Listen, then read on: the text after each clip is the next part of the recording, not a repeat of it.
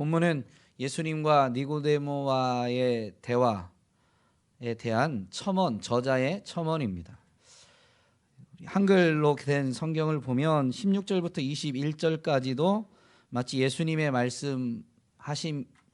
하시는 말씀인 것처럼 이렇게 색깔도 다른 색깔로, 검은색이 아닌 약간 붉은색 계통으로 이렇게 표기되어 있지만요, NIV 성경을 보면 15절까지만 이 빨간색으로 되어 있고 16절부터 21절까지는 검은색으로 되어져 있습니다. 앞에서 하셨던 예수님의 말씀에 대해서 저자의 이 해석과 함께 추가된 내용이다라고 보고 있는 것입니다. 니고데모와 예수님과의 대화에서 보면 니고데모는 율법학자, 율법에 정통한 사람임에도 불구하고 예수님의 말씀을 이해하지 못합니다. 예수님은 분명히 니고데모에게 내가 땅의 일을 말하여도 너희가 믿지 아니하거든 하물며 하늘의 일을 말하면 어떻게 믿겠느냐. 이때 이 믿음은 예수님이 하신 말씀을 있는 그대로 받아들이는 것을 가리킵니다. 예수님이 말씀하신 것은 땅의 일을 가지고 설명해 주신 거예요. 땅에서 일어날 일만, 뭐라고 해야 될까요? 땅의 현상을 자체를 말한 건 아닙니다. 예수님이 이 땅에 오셔서 이루시는 그 일을, 땅의 일들을 가지고 설명을 해 주었는데 그 땅의 일로 설명되어진 예수님의 말씀도 이해하지 못하는데 하늘의 것을 가지고 말하면 과연 이해할 수 있겠느냐라는 것이죠. 예수님이 니고데모와의 대화에서 설명한 말씀을 보면 사람이 거듭나야 하나님 나라를 볼 수 있다, 하나님 나라에 들어간다라는 것입니다. 이때 이 거듭남이라는 것도 이 다시 태어나는 것인데요, 이 태어난다라는 의미는 이 땅에서 일어나는 일들이죠. 생육하고 번성할 때, 동물이 생육하고 번성할 때 태어남, 출생이 있습니다. 그것과 같이 사람이 이 물과 성령으로 영혼이 거듭나야 된다라고 분명히 말씀해 주신 것이죠. 그런데 이 다시 태어난다라는 태어남에 대해서 이렇게 설명을, 태어남 자체가 아니라 이 땅에 있는 그 출생을 통해서 영적인 일을 비유해서 말씀해 주신 것인데 전혀 이해 못하고, 그러면 늙어서 어머니 배로 다시 들어가서 거듭날 수 있습니까? 라고 전혀 이해하지 못하게 되죠. 그래서 물과 성령으로 거듭나야 됨을 말씀해 주시면서 육에서 난 것은 육이고 영에서 난 것은 영이다. 사람은 영과 육으로 이루어진 존재입니다. 영과 육이 따로 있는 게 아니라 사람이라는 것은 창세기 2장 7절에서 하나님이 땅의 얼굴로 사람을 지으시고 생기를 그 코에 불어넣으시니 사람이 생령이 되었다라고 되어 있죠. 생령은 살아있는 영적 존재다라는 것입니다. 살아있는 영적 존재인데 그 사람이 뭘로 이루어졌냐면 땅의 흙으로 빚어진 거예요. 그러니 육을 가지고 있고 하나님이 그 코에 생기를 불어넣으셔서 살아있는 영적 존재가 되게 해주셨으니 영이라는 구성 요소가 있지만 육과 영이 분리되어져서 이루어지는 건 아닙니다. 영육이 합쳐진 존재가 사람인 것이죠. 그래서 거듭남에 대해서, 다시 태어나는 것에 대해서 이 땅에 있는 그 태어남, 출생은 육에서 육이 태어나는 것인데 그런 것과 같이 사람이 성령에 의해서 영으로 새롭게 태어나야 된다라는 것을 설명해 주시는데, 이 현상에 대해서만큼은 영에 의해서 영이 거듭나는 것인데 이 주도권, 이 일이 어떻게 이루어지나라는 것은 이게 영적인 거니까 이 땅의 일로 다 설명할 수가 없어요. 그래서 이 땅에 있는 것 중에 가장 잘 묘사할 수 있는 것이 바람이죠. 바람이 어디서 불기 시작해서 어디로 불어가는지, 바람이 시작되는 시작점과 바람의 종착역을 사람은 모르지만 한 가지 분명한 것은 바람이 불면 바람이 지금 분다라는 것만큼은 분명하게 알게 되는 것이죠. 마치 그와 같이 성령이 언제 이 거듭남의 역사를 시작하는지, 거듭나게 되는 그 종착지가 어디까지인지는 사람은 다 알지 못하지만 한 가지 분명한 것은 거듭나면 이 땅에서 육을 갖고 있는 존재도 그 거듭났다라는 것은 깨닫게 된다, 분명히 알게 된다라는 의미입니다. 이렇게 말을 해도 니고데모가 다 알지 못합니다. 그래서 예수님이 하늘로부터 오신, 즉 이 일이 결국엔 예수 그리스도를 통해서 이루어질 일임을 분명히 말씀해 주시고, 영이 거듭나는 것은 생명을 얻는 것인데, 그것을 이제 이 노뱀 사건을 예로 들어서 그 하늘로부터 내려온 인자를 이제 보기만 하면 분명히 생명을 얻게 되는 일이 이루어지게 될 것이다 라고 설명해 줍니다. 예수님이 이렇게 스스로 말씀하신 것에 대해서 이제 사도 요한이 첨언을 하면서 이 하나님이 독생자를 보내신 이유, 그리고 그에 대한 사람들의 반응을 이렇게 설명하고 있습니다. 하나님이 세상을 이처럼 사랑하사 독생자를 보내주셨다라고 분명히 말씀하시죠. 니고데모는 처음에 예수님께 찾아와서 예수님은 하나님으로부터 오신 선생인 줄 알겠습니다 라고 했습니다. 예수님이 행하신 표적들을 보니까 예수님은 하나님으로부터 온 사람이다 라는 것이죠. 이 표현을 잘 보면 주도권이 누구에게 있냐면요, 예수님께 있어요. 예수님이 하나님으로부터 오신 거예요. 그런데 예수님이 하나님으로부터 오신 분이 맞지만 사도 요한은 이 구원에 대해서, 거듭남에 대해서 다시 한번 추가적으로 설명을 하는데, 그 예수님이 하나님이 보내신 분이다라는 걸 설명합니다. 이 16절부터 21절까지 보면 예수님이 능동적으로 하신다라는 이야기가 없어요. 하나님이 하시는 거예요. 구원의 역사, 거듭남의 역사의 주도권은 누구에게 있느냐? 하나님께 있습니다. 물론 앞부분에서 보면 이 예수님이 분명히 행하시는 일이 있죠. 그러므로 하나님이 주도권을 가지시지만 예수님은 그냥 하나님이 시켜서만 했느냐? 그건 아니에요. 예수님이 하나님으로부터 오신 분임을 니고데모가 분명히 깨달았는데 예수님의 의지로 오신 것도 맞아요. 하나님이 주도권을 가지시되 그 주도권을 이루시는 하나님의 이 일하심의 방법이 뭐냐면요, 하나님의 뜻을 깨닫고 하나님의 뜻 앞에 능동적으로 순종하는 사람을 통해서 하나님은 하나님이 이루시고자 하는 일을 이루시는 것이죠. 그걸 가장 잘 보여주신 분이 예수님입니다. 우리가 예수님을 믿고 구원받아서 믿음의 삶을 산다는 것은 결국 그리스도의 형상을 본받는 거잖아요. 그건 뭐냐면요, 우리가 무엇을 위해서 믿음 생활을 하는 게 아니에요. 하나님의 은혜를 입고 보니 하나님의 뜻을 이루기 위해서 우리가 능동적으로 하나님의 뜻 앞에 순종하는 것이 바로 믿음 생활, 신앙 생활입니다. 그래서 하나님이 받으시는 모든 경건의 행위는 능동적, 자발성이 없는 건 엄밀히 말하면 하나님이 기뻐하시지 않습니다.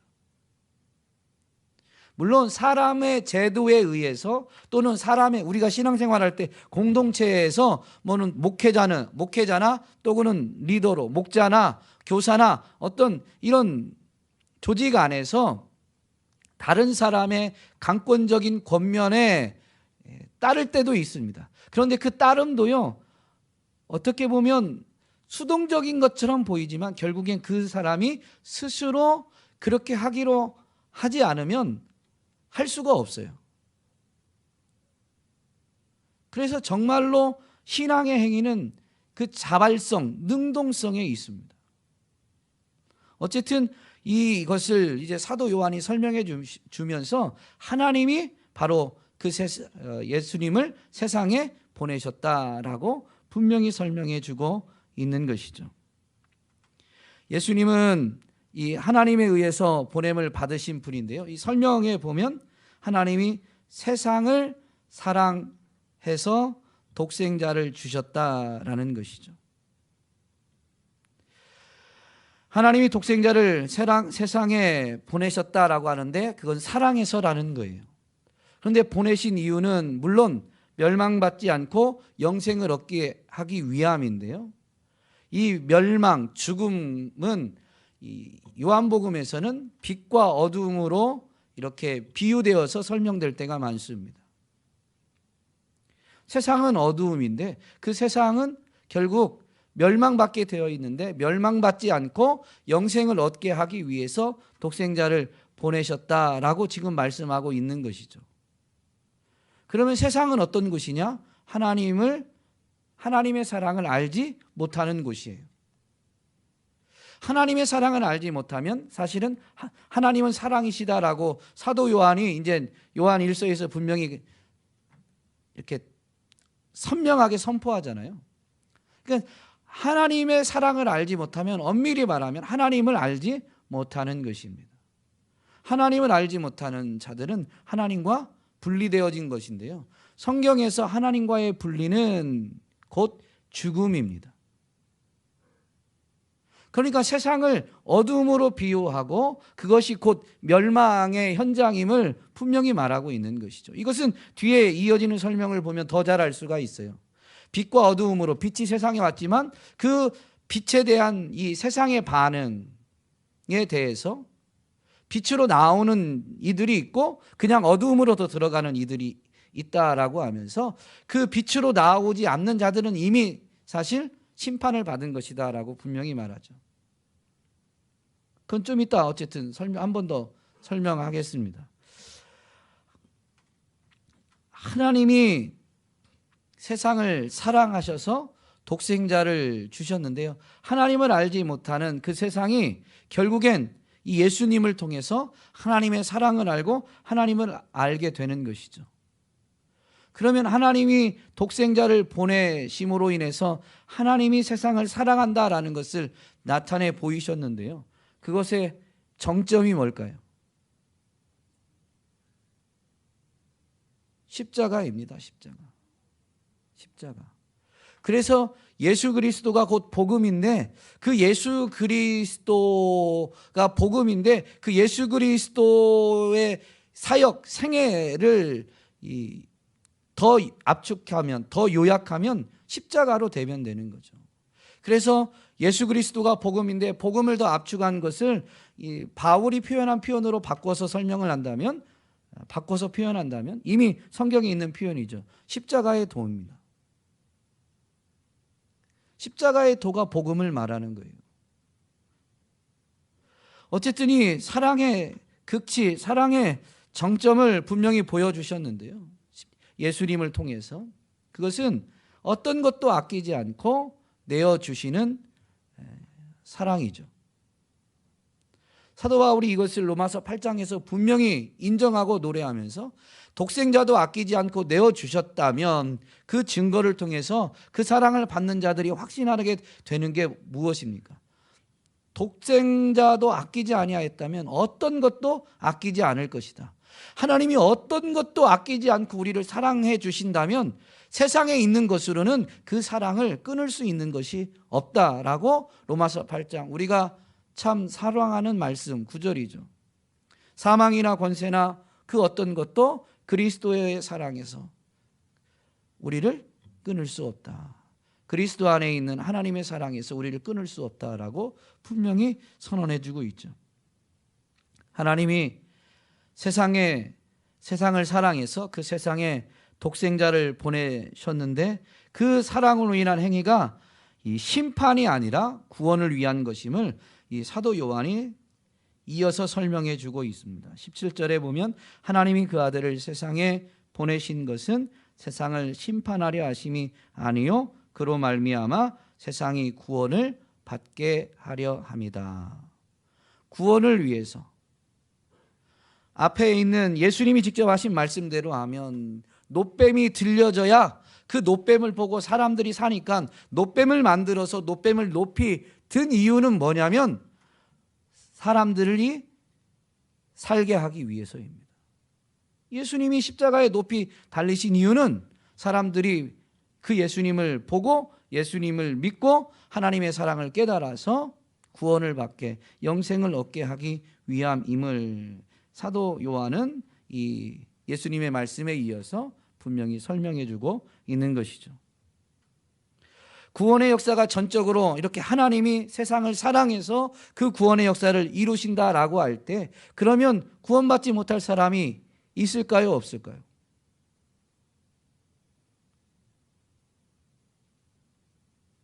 하나님이 그렇게 하신다라면 사람이 어떻게 할 수 있느냐? 없어야 맞는데, 그러나 구원에 인간에게 적용되어지는 그 구원의 여부, 구원을 하나님은 능히 이루실 수 있지만 그것이 개인에게 적용되어지는 여부는 개인의 반응에 의해서 좌우됩니다. 그것을 이 빛과 어둠의 이 대조를 통해서 설명하고 있는 것이죠. 사람들이 보인 반응, 그 빛으로 나오면 분명히 생명을 얻게 되어지는 것이고, 빛으로 나오지 않고 어둠을 더 사랑하면 생명을 얻지 못합니다. 독생자를 보내신 것은 구원을 위함인데, 그들이 구원받지 않음으로 인해서 결국 그들은 뭐를 받는 거예요? 멸망을 받는 거예요. 독생자를 믿지 않음으로 인해서 나중에 지옥 가는 게 아니고요, 독생자를 믿지 않음으로 인해서 그들 스스로 멸망을 선택한 거고, 주님 다시 오실 때 그게 확정되는 거예요. 그래서 사도 요한이 이것에 대해서 뭐라고 설명하냐면요,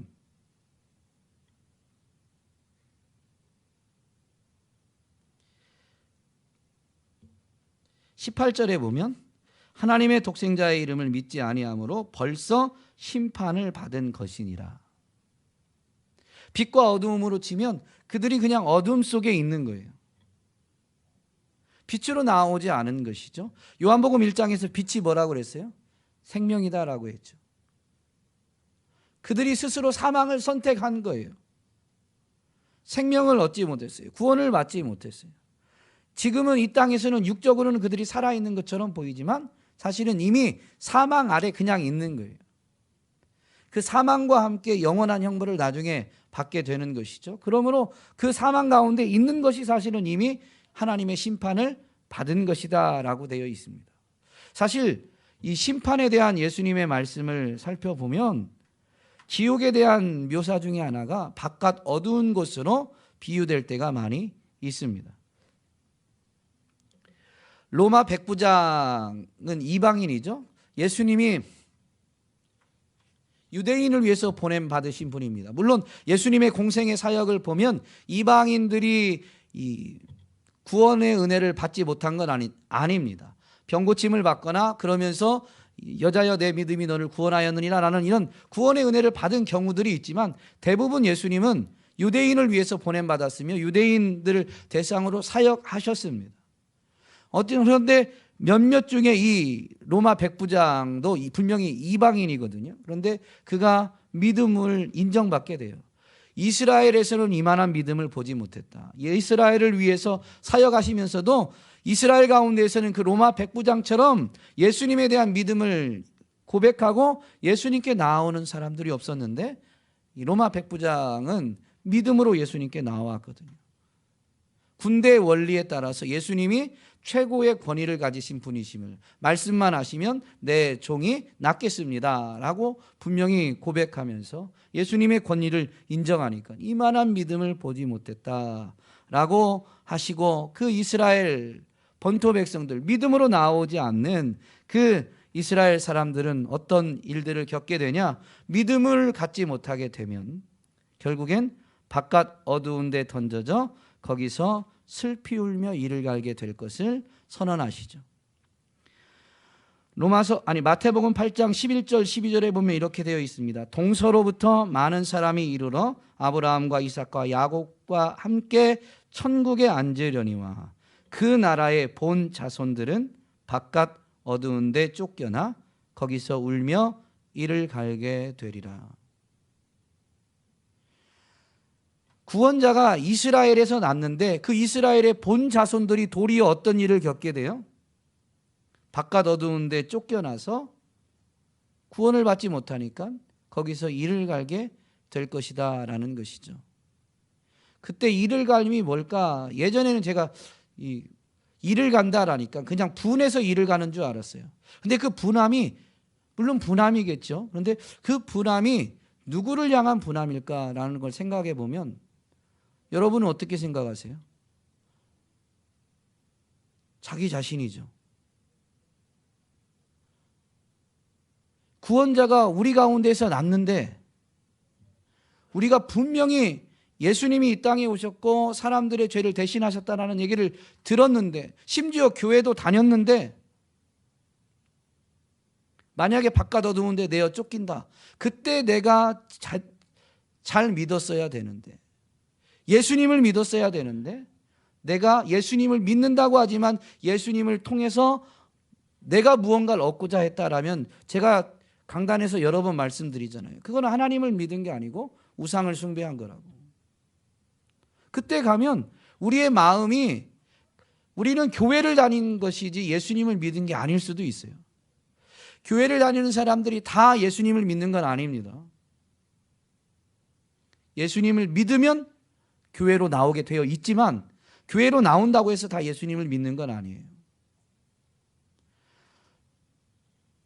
모태신앙이 그래서 사실 어떻게 보면 부러울 때도 있겠지만 제가 모태신앙인데요. 저를 보고 부럽다고 하는 사람들이 있었거든요. 그런데 부러울 수도 있지만 위험할 수도 있어요. 다른 생각을 크게 안 갖거든요. 당연히 어려서부터 교회를 다녔고 용어도 일요일이 아니고 이날은 주일이라고 말해서 그냥 입에 배 있어요. 주일이라고. 그래서 주일날 안 빠지고 교회를 다녔는데 그냥 그게 내가 그런 문화 안에서 자라서 그 문화에 내가 젖어 있어서 평생을 그렇게 했다라고 한다면 그건 신앙은 아닙니다. 그러면 어떻게 되는 거예요? 교회 안에 있던 사람들 중에 바깥 어두운 데로 내어 쫓기는 사람들이 생기게 되는 것이죠. 그는 사실은 그게 이제 마지막 때에 확연히 나타날 이 결과인데 자신이 행한 것에 대한 확실한 결과입니다. 그동안 빛에 거했는지 어둠에 거했는지. 그러니까 우리는 우리 자신을 끊임없이 점검해 봐야 되고요. 목사로서 제가 고민이 진짜 많진 않아요. 근데 심각한 고민은 뭐냐면 이런 부분을 우리 성도님들을 제가 뵐 때 제 눈에 이게 안 보인다는 게 문제예요. 보이면 집사님 지금 그렇게 생활하면 안 됩니다. 뭔가 좀 말할 수 있겠는데 그게 안 보이니까 막 답답하죠. 그런데다가 오늘은 오후 예배 때 많이 오셨어요. 목사는 이런 걸로밖에 못 보는 거예요. 제가 굉장히 영적이지 않은 목사인 거죠. 이런 걸로밖에 제가 판단이 안 되니까. 주일 예배 때 오전에 우리가 한 현장에서만 한다면 온라인으로 하는 거 말고요. 오후 예배는 온라인으로 드리시는 분들도 그리 많지 않으니까. 현장에 오시는 분들이 한 35명에서 40명쯤 됩니다. 조금 많이 오시면 40명 좀 넘고. 근데 오후 예배 때 보면 그동안에 보면 오셨던 분들은 아실 거예요. 아니 오늘 나오신 분들 제 책망하는 게 아니고 제가 제 수준이 이런 걸로밖에 못 보니까 이게 지금 정말로 우리가 하나님 앞에서 구원의 은혜에 감격해서 하나님을 예배하고자 하는 것인가 라는 것에 대해서 저는 조금 그런 걸로밖에 못 보니까 회의적이 되는 거예요. 그런데 그것은 제가 여러분들에게 책망할 수는 없고 목사가 어떤 생각을 할 수밖에 없을까요? 어떤 생각이 들까요? 제가 웃는 게 아닙니다. 내 설교할 때 불이 좀 나가가지고 오전 예배 때 설교 듣다가 물론 제 설교가 아니라 하나님 말씀이지만 정말로 하나님의 살아계심을 체험하면 정말로 하나님의 살아계심을 우리 예배 드리시는 분들이 다 체험하면 그 결과가 이걸까? 라는 생각이 드는 거죠. 그러면 책임이 누구한테 있어요? 저한테 있는 거죠. 그냥 기도할 때 제가 설교하는 중에 제가 갖고 있는 어떤 연약함, 어눌함이 나타나지 않게 해달라라고 하는데요. 목사는 이 설교에 대해서 늘 부담이 있습니다. 아마 저만 그런 게 아니라 다 그렇다는 거죠. 왜냐하면 말씀이 하나님의 말씀이 아니면 이런 것들이 깨어지지 않고 자기 점검도 안 되니까.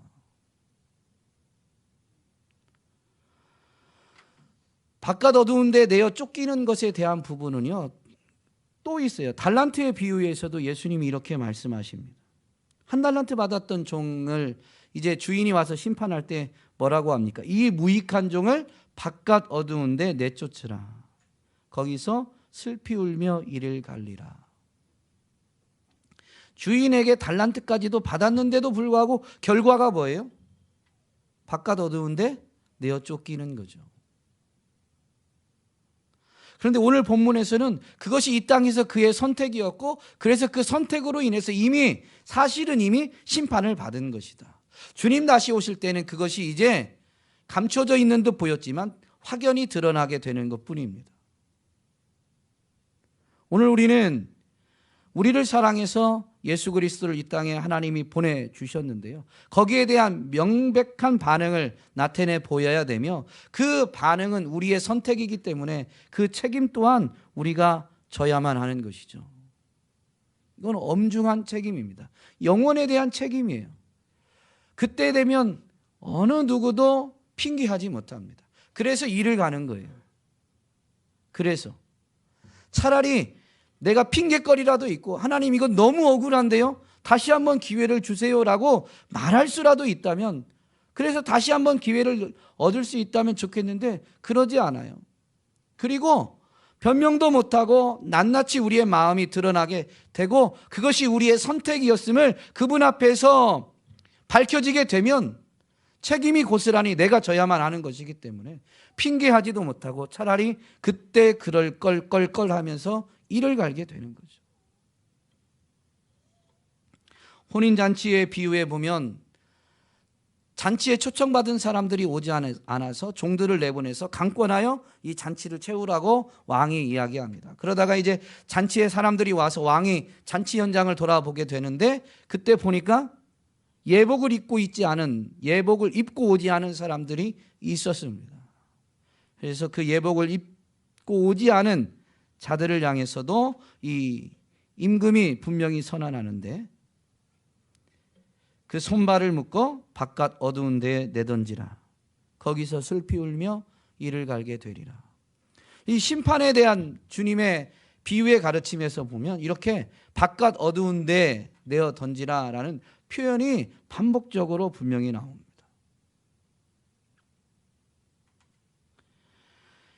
죄 가운데 계속 거하는 것이 어둠 가운데 있는 것이고, 그것은요 나중에 지옥 간다 그게 아니에요. 이미 심판을 받고 있는 것입니다.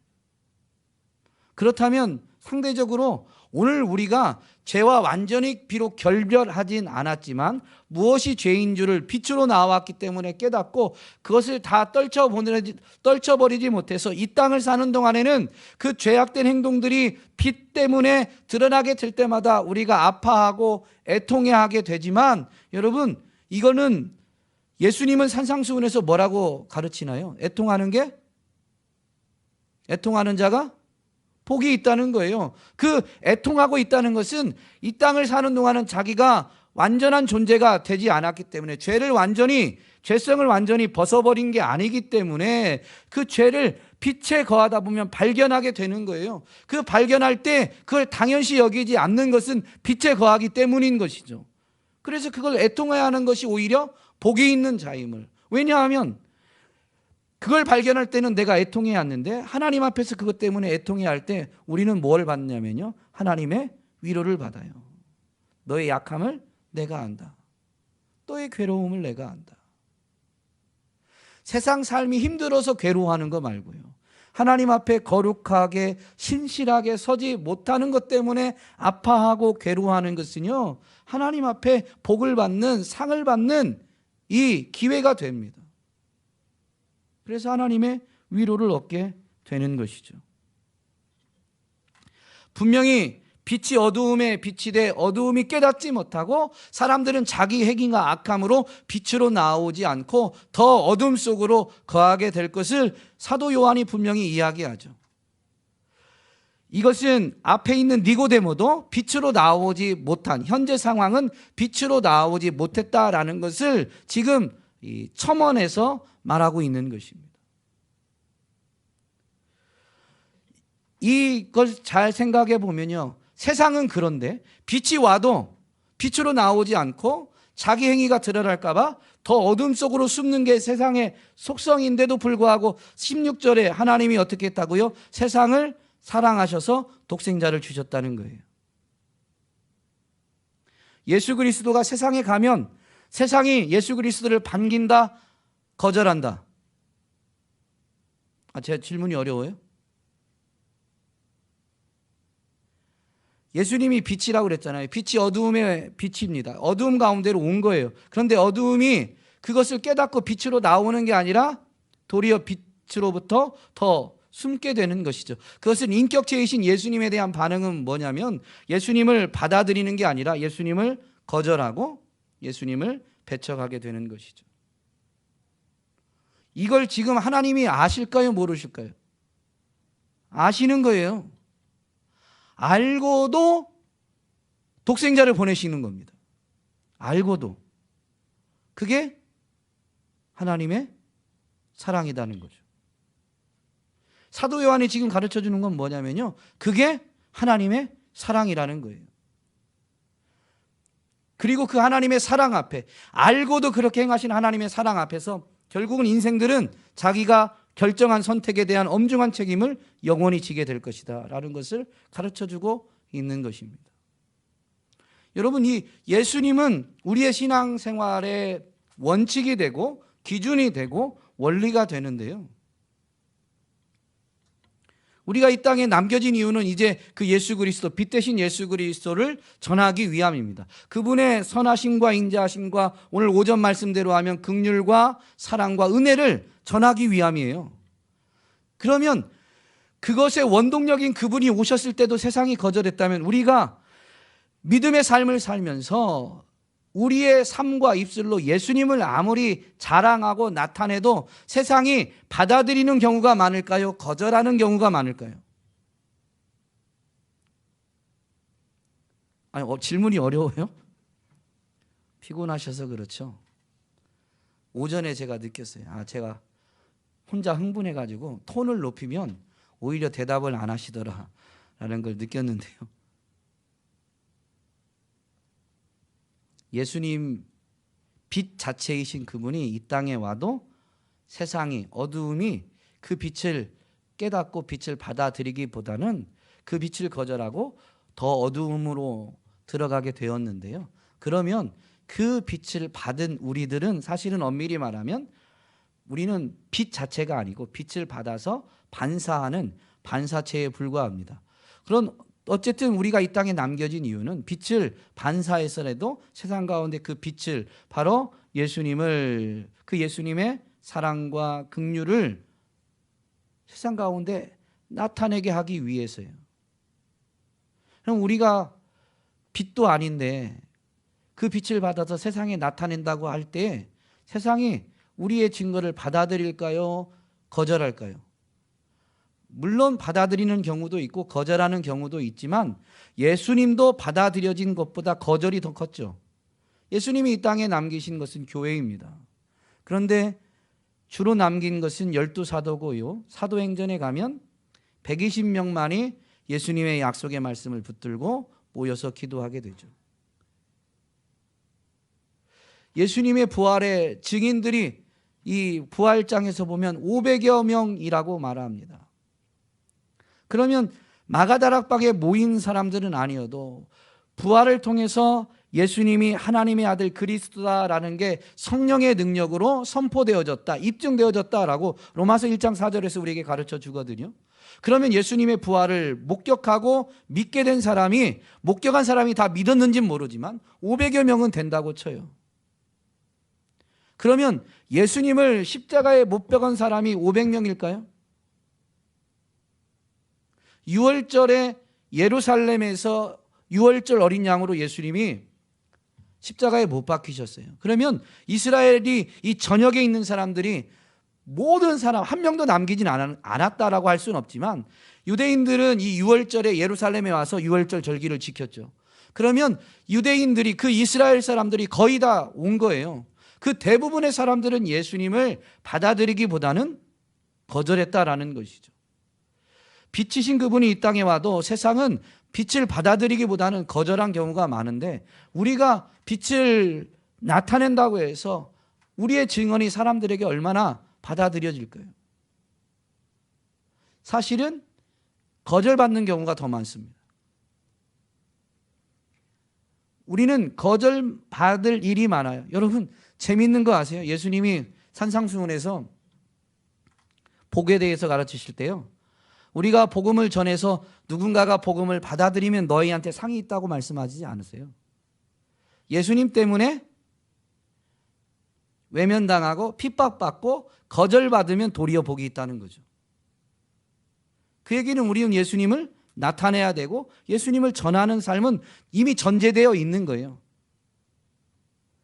그런데 더 놀라운 건 물론 주님이 그 이전에, 나중이죠. 나중에 하신 말씀에 보면 이 잃어버린 이 양의 비유에서 보면 회개할 것 없는 의인 99보다 죄인 하나가 회개하고 돌아올 때 하늘에서 더 기뻐하신다라고 되어져 있죠. 그러니 우리가 복음을 전할 때에 거절받는 것도 상급이라면 100번을 전하다 한 명이 돌아오게 됐어요. 그러면 앞에 상급보다 분명히 더 큰 건 맞죠.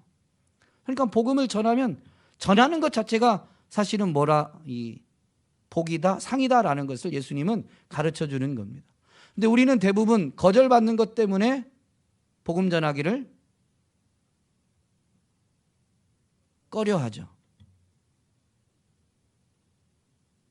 오늘 거절받는 것 때문에 복음 전하기를 중단한다라면 사실은 뭐를 중단하는 거냐면요, 사랑을 중단하는 거예요.